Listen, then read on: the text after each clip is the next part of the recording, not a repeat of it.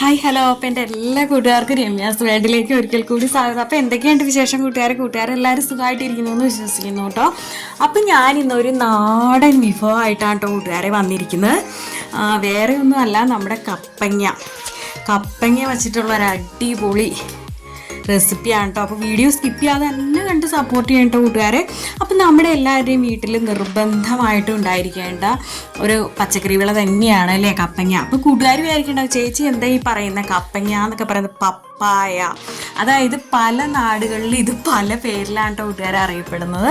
ഒത്തിരി പേരുണ്ട് ഇതിന്. അപ്പം ഞങ്ങളുടെ നാട്ടിൽ ഇത് കപ്പങ്ങ എന്നാണ് കേട്ടോ അറിയപ്പെടുന്നത്. അപ്പോൾ കൂട്ടുകാരുടെ നാട്ടിൽ എന്താ ഇതിൻ്റെ പേരെന്നുള്ളത് ഒന്ന് കമൻറ്റ് ചെയ്തേക്കൂ കേട്ടോ. അപ്പം ഞാൻ പറഞ്ഞു വന്നത് കപ്പങ്ങ എല്ലാവരുടെയും വീട്ടിൽ നിർബന്ധമായിട്ടും വേണം. നമ്മളിത് പഴുത്ത് കഴിഞ്ഞാൽ പഴമായിട്ട് ഉപയോഗിക്കാം, അതുപോലെ ജ്യൂസായിട്ട് നമുക്ക് ഉപയോഗിക്കാം. പിന്നെ ഈ പപ്പായ നമ്മൾ അരച്ച് മഞ്ഞൾപ്പൊടിയും ചേർത്ത് നമ്മൾ മുഖത്ത് തേച്ച് കൊടുത്താൽ നമ്മുടെ മുഖത്തൊക്കെ ഉണ്ടാകുന്ന അമിത രോമ വളർച്ചയൊക്കെ പോകാൻ നല്ലതാണ് കേട്ടോ കൂട്ടുകാരെ. അതുപോലെ തന്നെ നമ്മുടെ ശരീരത്തിലുണ്ടാകുന്ന വ്രണങ്ങളൊക്കെ പെട്ടെന്ന് ഉണങ്ങാനും, അതുപോലെ കുരുക്കൾക്കൊക്കെ ഇതുപോലെ അരച്ച് പപ്പായയും മഞ്ഞളും കൂടെ അരച്ച് പറ്റുന്നത് വളരെ നല്ലതാണ്. അത് ദിവസവും നമ്മൾ കുറച്ച് ദിവസം റെഗുലറായിട്ട് ചെയ്യണം കേട്ടോ. 1-2 ദിവസം ചെയ്താൽ പെട്ടെന്ന് മാറ്റം ഉണ്ടാവില്ല. ചുരുക്കം പറഞ്ഞാൽ നമ്മുടെ സ്കിന്നിന് മുഖത്തിനൊക്കെ ഒത്തിരി ഗുണം ചെയ്യുന്നതാണ് പപ്പായ. അതുപോലെ തന്നെ കുട്ടികളെയൊക്കെ നിർബന്ധമായിട്ട് നമ്മൾ പപ്പായ കഴിപ്പിക്കണം കേട്ടോ കൂട്ടുകാരെ. ഒത്തിരി ആരോഗ്യ ഗുണങ്ങളുണ്ട്. അതുമല്ല, വിഷം തളിച്ച പച്ചക്കറികൾ നമ്മൾ ഉപയോഗിക്കുന്നതിനേക്കാളൊക്കെ എത്രയോ നല്ലതാണ് നമ്മുടെ വീട്ടിലുള്ള ഈ കപ്പങ്ങ പോലെയുള്ളതൊക്കെ നമ്മൾ ഉപയോഗിക്കുന്നത് കൂട്ടുകാരെ. അപ്പം ഞാനിവിടെ മെഴുക്കുവരട്ടി റെഡിയാക്കാനായിട്ട് ഒരു ചെറിയ കപ്പങ്ങ എടുത്തിട്ടുണ്ട്.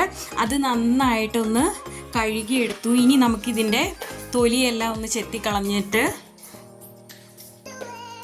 ഒന്നോടെ കഴുകിയെടുക്കാം കേട്ടോ. തൊലി ചെത്തിക്കളഞ്ഞിട്ട് കഴുകിയെടുത്തിട്ട് നമുക്ക് നുറുക്കിയെടുക്കാം. ഞാനിവിടെ നീളത്തിൽ കനം കുറച്ചാണ് ഇവിടെ നുറുക്കിയെടുത്തിരിക്കുന്നത്. അപ്പം ഇത് കൂട്ടുകാർക്ക് എങ്ങനെ വേണമെങ്കിലും നുറുക്കിയെടുക്കാം.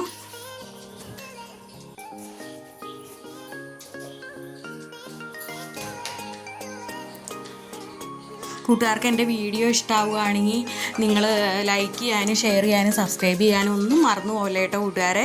ഇതുവരെ എന്നെ സപ്പോർട്ട് ചെയ്ത എല്ലാ കൂട്ടുകാർക്കും ഒത്തിരി താങ്ക്സ് ഉണ്ട് കേട്ടോ. അപ്പം ഇതാ ഞാനിവിടെ കപ്പങ്ങ എല്ലാം ചെറുതായിട്ട് നുറുക്കി എടുത്തിട്ടുണ്ട്.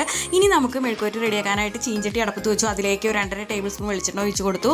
കടുക് ചേർത്ത് പൊട്ടിച്ചു.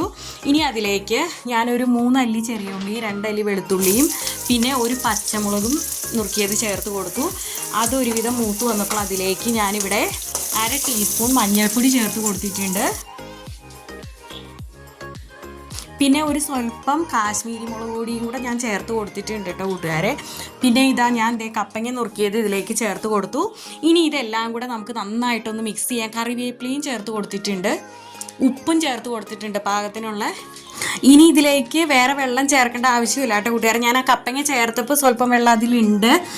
പിന്നെ ഒത്തിരി വലുതായിട്ടൊക്കെയാണ് നുറുക്കുന്നതെങ്കിൽ സ്വല്പം വെള്ളം തെളിച്ച് കൊടുത്താൽ. ഒത്തിരി വെള്ളം ചേർത്താൽ ഇത് കുഴഞ്ഞു പോകട്ടോ. അപ്പം മെഴുക്കുവരട്ടി ഒരു രസം ഉണ്ടാവില്ല. ഇനി ഇത് നന്നായിട്ട് മിക്സ് ചെയ്യാം. പിന്നെ ഒരു ചെറിയ സവാള നുറുക്കിയത് ഞാൻ ചേർത്ത് കൊടുത്തിട്ടുണ്ട് കപ്പങ്ങയുടെ ഒപ്പം. കൂട്ടുകാർക്ക് വേണമെങ്കിൽ ആദ്യം നമ്മൾ വഴറ്റിയപ്പോൾ കടുക് താളിച്ചപ്പോൾ ആ സമയത്ത് വേണമെങ്കിൽ ചേർത്ത് കൊടുക്കുക. അപ്പം ഞാൻ ഇങ്ങനെയാട്ടോ ചെയ്യാറ്. തോരനും മെഴുക്കുവരട്ടിയൊക്കെ വയ്ക്കുമ്പോൾ ആ പച്ചക്കറിയുടെ കൂടെയാണ് ഞാൻ സവാള ചേർത്ത് കൊടുക്കാറ് കേട്ടോ. അപ്പം ഇതാ അപ്പം ഞാൻ ഇടയ്ക്കൊന്ന് തുറന്നിളക്കി കൊടുത്തു. അപ്പം ഇതാ ഒരുവിധം എന്ത് വന്നിട്ടുണ്ട്.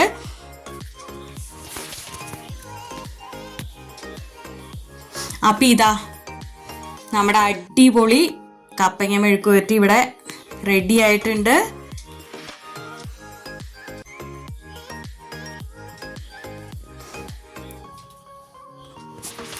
ഉറപ്പായിട്ട് കപ്പങ്ങ കിട്ടിയ കൂട്ടുകാർ ഇത് ട്രൈ ചെയ്യണം കേട്ടോ. ഇനി അടുത്തൊരു വീഡിയോ ആയിട്ട് വരുന്നവരെ okay, tata bye bye. Thanks for watching.